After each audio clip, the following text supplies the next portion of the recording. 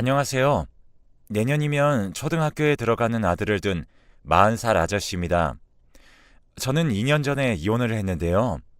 아들은 이혼 전에도 아들과 엄마의 유대감이 쌓이지 않았는지 아직 엄마가 필요한 나이인데도 불구하고 엄마보다는 할머니와 저에게 의지하고 엄마는 한 번도 찾질 않네요.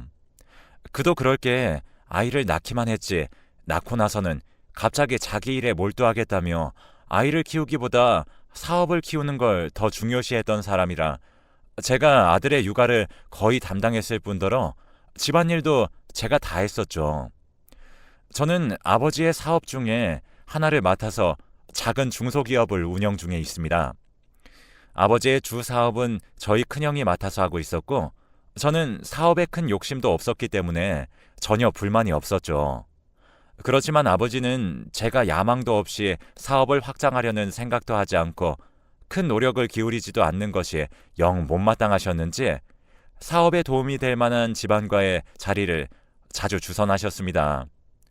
처음에는 제가 만나게 될 여자분께도 그런 마음가짐으로 만나는 것이 제 가치관과는 영 동떨어진 것이었고 딱히 결혼을 할 마음도 없어서 그런 자리에 나갈 때마다 표정 관리를 못했고 자리가 파하고 나면 아버지에게 꾸지람을 듣는 게 일상이었어요.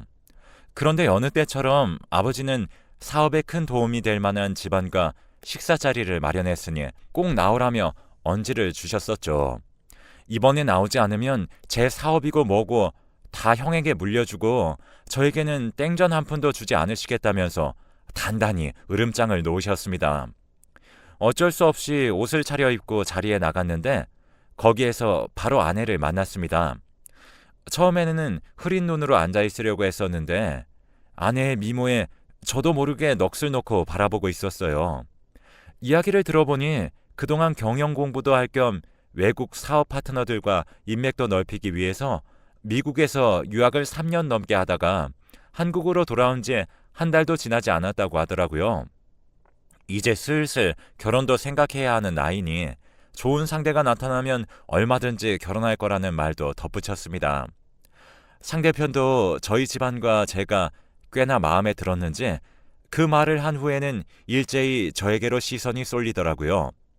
그 당시에는 괜히 멋쩍어져서 웃으며 넘겼지만 그 식사가 끝난 후로 연락이 다 가끔씩 밥도 먹고 와인도 한 잔씩 하는 사이로 발전했습니다.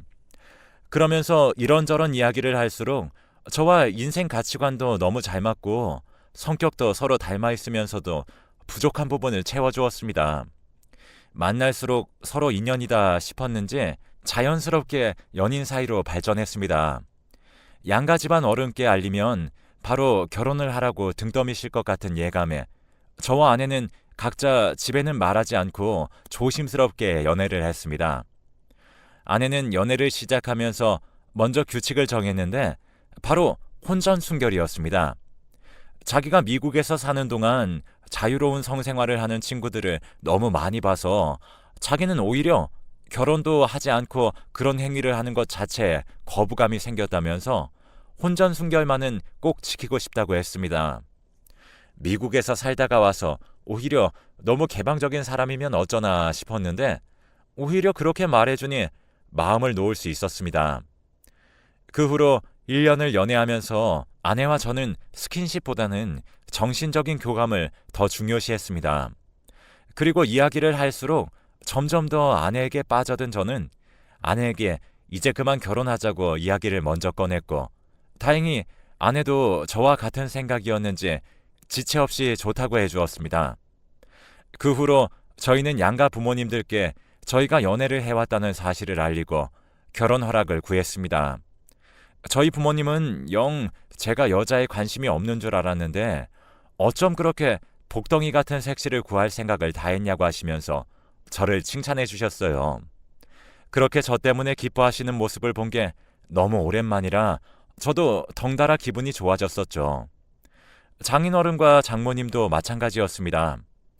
아내는 좋은 사람이 나타나면 결혼하겠다는 말을 했지만 워낙에 눈이 높아서 그동안 남자를 데려온 적이 한 번도 없었다며 굉장히 기뻐하셨다고 전해 들었습니다. 교제 사실을 알린 후부터 결혼까지는 순식간이었습니다. 결혼식을 준비하면서 예비 부부들이 그렇게 싸운다는 이야기를 들어서 저희도 그러면 어쩌나 싶었는데 늘 그래왔듯이 아내와 제 의견은 늘 일치했고 덕분에 큰 다툼도 문제도 없이 결혼식까지 치르고 신혼여행을 다녀왔습니다. 아내와 신혼여행에서 생긴 아이가 바로 지금 제 아들입니다. 저희 부모님은 그 소식을 듣고 정말 복덩이가 굴러 들어왔다면서 처음으로 형보다 더 많은 관심 아래 신혼을 보냈습니다.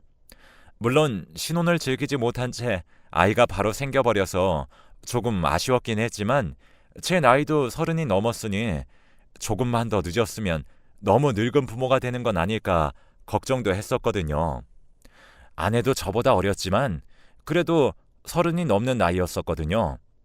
하지만 아들을 낳은 후 아내는 육아보다 일에 매진하기 시작했습니다.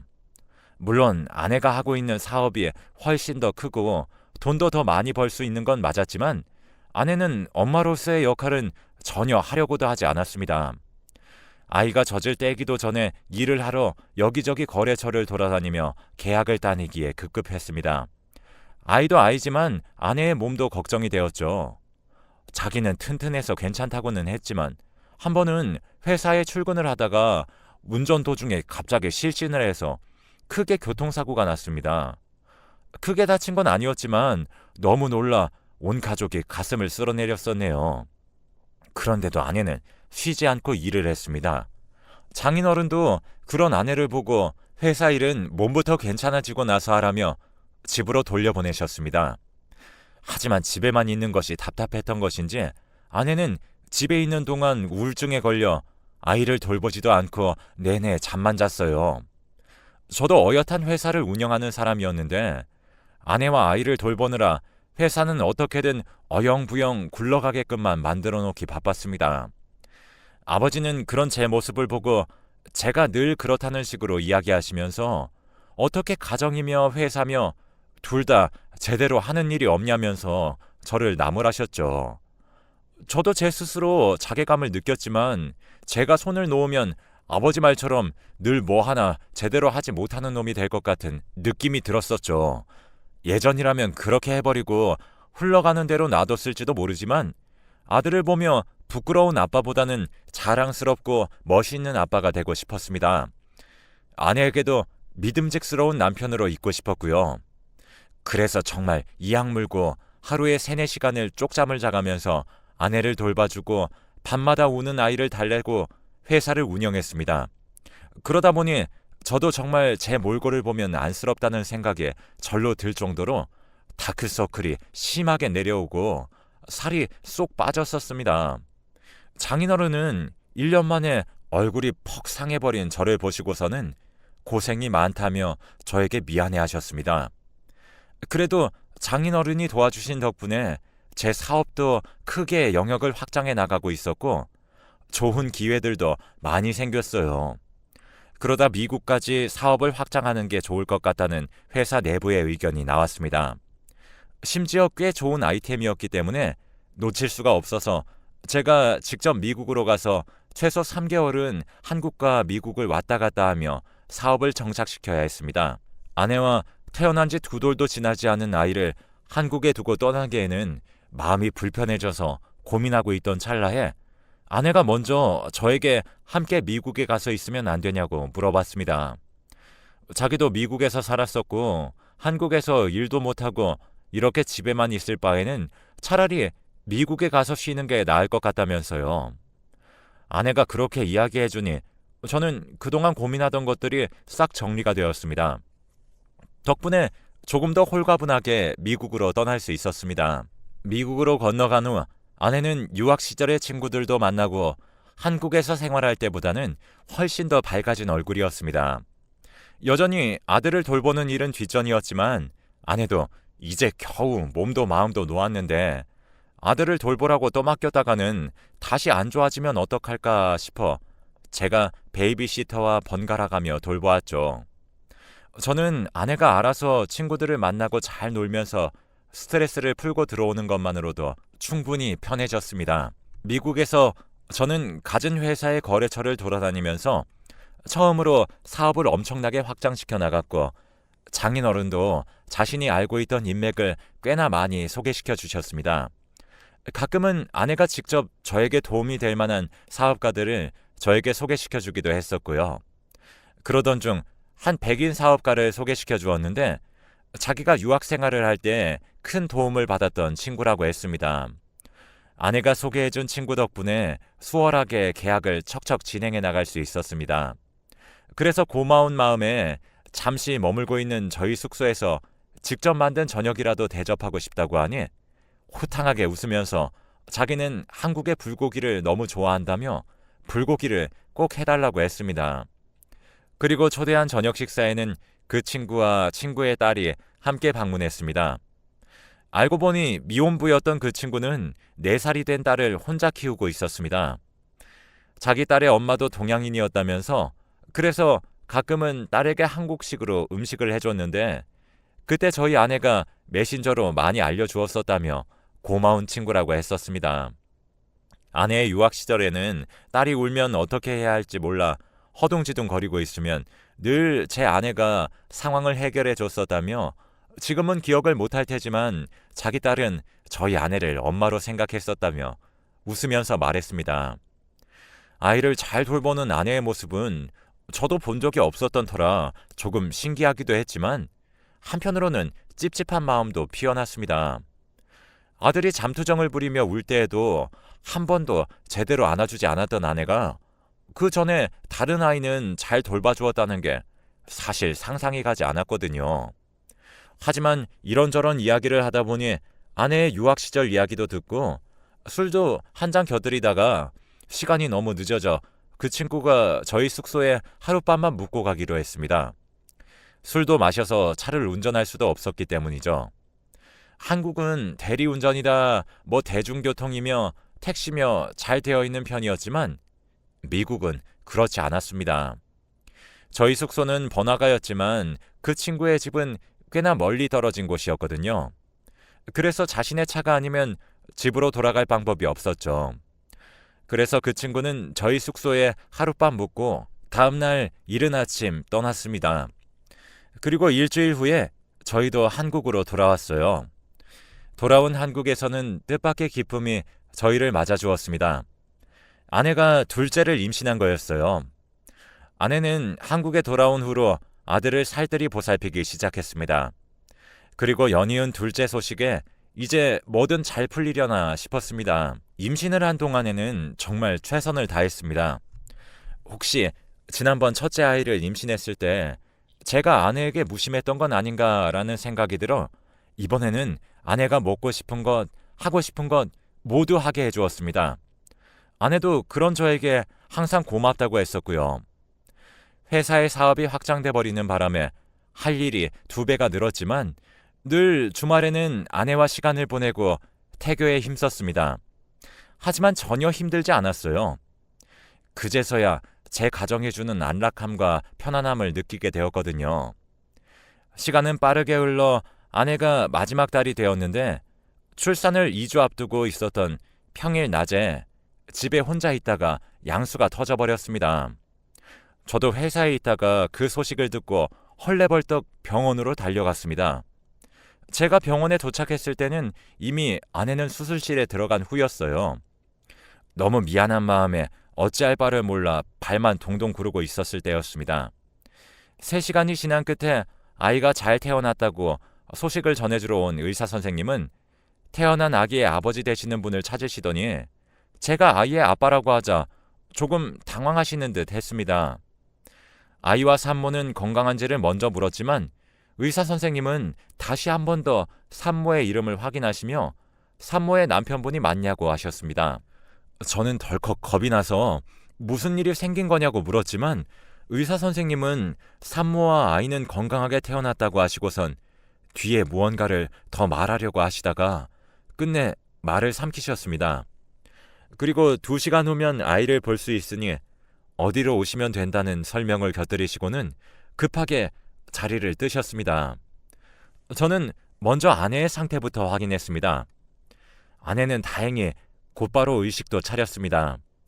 장인어른과 장모님과 함께 아내가 괜찮아진 것을 확인한 뒤 아이를 만나기 위해 아래층으로 내려갔습니다. 그런데 저의 둘째는 제 아이가 아니었습니다. 누가 봐도 백인과 혼혈처럼 보이는 생김새 아이를 데리고 나오시던 간호사분들도 저를 보시고선 흠칫 놀라셨습니다. 장인어른과 장모님도 이게 도대체 어떻게 된 일이냐며 정말 우리 손녀가 맞냐며 재차 확인을 하셨지만 아이가 뒤바뀔 일은 없다며 단단히 못 박았습니다. 한참을 우리 아이가 맞다 아니다로 실랑이를 하고 있던 중에 뒤늦게 소식을 들으신 저희 부모님께서 도착하셨습니다. 기쁜 마음으로 병원에 발을 들여놓으셨던 아버지와 어머니는 난데없는 날벼락에 무슨 일이냐며 아이를 몇 번이고 다시 확인해 보셨습니다. 그렇게 한참을 아이 앞에서 실랑이를 벌이다가 저희 머릿속에 미국에서 만난 그 친구가 생각이 났습니다.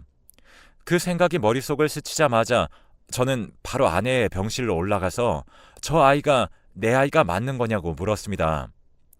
다급하게 병실로 향하는 저를 뒤늦게 따라오신 양가 부모님도 제 질문을 들으시고는 설마 아내를 의심하는 거냐며 저를 나무라셨지만 아내가 갑자기 미안하다면서 눈물을 터뜨리는 모습에 그곳에 있던 모두가 놀라서 얼어붙어 버렸습니다. 아내는 저희 집에서 친구가 묵었던 그날 제가 술에 취해 먼저 잠들고 그 친구와 둘째를 가지게 된 것 같다고 했습니다. 사실 그 친구의 딸도 자기 아이라면서 거기서 혼인은 하지 않고 사실혼 관계로 2년을 지내다가 그 친구와 헤어지고 홧김에 한국에 들어온 거라고 털어놓았습니다. 저에게 혼전 순결을 유지하자고 했던 것도 혹시나 또 아이가 생겨버릴까 봐였습니다. 저와 사귈 때까지만 해도 다시 미국으로 돌아가서 그 남자를 만날 생각이 있었던 것이었습니다. 그런데 그 남자가 다른 여자가 생겼다는 소식을 들었던 날 제가 결혼을 하자고 했고 자기도 이제 그만 마음을 접어야겠다 생각해서 결혼을 수락했는데 결혼하고 아이를 낳은 지 얼마 지나지 않아서 그 남자가 만나던 여자와 헤어졌다는 사실을 알게 되었고 그 후로 미국에 있는 자기 딸과 그 남자 생각에 아들을 제대로 돌보지도 못했었던 거라고 합니다. 그러면서 미안하다고 펑펑 울면서 자기가 잘못했다면서 이번에 그 남자랑 완전히 끝냈다고 다시는 이런 일 없을 거라며 한 번만 용서해달라고 했습니다. 하지만 한 번만 용서할 일이 있고 없는 일이 있지 이걸 어떻게 넘어갈 수 있겠습니까? 저는 둘째는 당신이 데리고 살고 첫째는 지금까지처럼 내가 키울 테니 그 절절한 사랑 노름하러 그 남자 곁으로 떠나라고 했습니다. 순식간에 가정을 파탄내놓고 어디 뻔뻔하게 용서를 구하고 있냐면서요. 아들에게 부끄럽지도 않냐고 하니 이제부터 정말 좋은 엄마가 되도록 노력하겠다면서 방금 수술을 끝내고 나온 몸으로 빌고 또 빌었습니다. 하지만 그럴수록 하얗디 하얀 둘째의 얼굴이 떠올라 그렇게는 안 되겠다고 하고 병실을 뛰쳐나왔습니다. 장인어른과 장모님은 그제야 제정신이냐며 어디 집안 망신을 이렇게 시키는 거냐며 소리를 치는 것이 병실 밖까지 새어나왔습니다. 저희 부모님은 세상에 어떻게 이런 일이 있냐면서 그대로 알아누우셨습니다. 저는 그 이후로 이혼 소송을 했고 위자료며 양육비며 원체 있는 집안이니 어마어마하게 받을 수 있었습니다. 저도 먹고 사는데 그다지 돈이 부족한 건 아니지만 뭐라도 받아내야 할 것 같더라고요. 그리고 아내는 그 후로 집에서 쫓겨나서 호적에서도 파이고 그렇게 열정을 쏟아붓던 회사에도 강제로 그만두게 되었다고 들었습니다. 그리고 장인어른과 장모님이 직접 저에게 찾아와 미안하다며 자기들이 다 딸을 잘못 키운 탓이라며 언제든 도움이 필요하면 말하라고 해주셨어요. 장인어른과 장모님이 좋으신 분들이라 차라리 다행이었습니다. 아내 편만 들어주시는 분들이었다면 어떻게 됐을지 상상만 해도 끔찍하네요. 그리고 아버지와 어머니도 처음에는 모자란 녀석이라며 화를 내시다가 제가 조금 안쓰러우셨는지 먼저 아들을 돌봐주시겠다면서 직접 저희 아들을 데리고 여기저기 놀러도 다녀주십니다. 그 후로 아내는 아들이 다니던 유치원을 몇 번 찾아왔다고도 전해 들었어요. 그런데 아들이 엄마를 따라가지 않겠다고 했는지 유치원 선생님이 저에게 전화가 와서 다행히 그 여자 손에 아들이 넘어가는 일은 없었습니다. 그 후로도 몇 번을 찾아왔었지만 미리 선생님께 이야기해두어서 아들의 털끝도 구경하지 못하고 돌아갔다고 합니다. 그리고 저에게도 새벽에 가끔씩 연락이 왔었는데 그 번호를 차단하고 저도 번호를 바꿔버렸습니다. 이제는 평화로운 일상을 보내고 있습니다. 그 여자 때문에 버린 시간이 아깝긴 하지만 그 시간이 아니었다면 지금 제 아들을 볼 수 없었을 테니까요. 요즘은 유치원에서 뭘 한가득 그려오고 만들어 와서 저에게 선물해주기 바쁘더라고요. 덕분에 웃을 일이 자꾸 생기네요. 이제는 저와 아들 둘이서 함께 잘 살아보려고 합니다. 아들 덕분에 행복하네요. 여러분들도 행복하세요.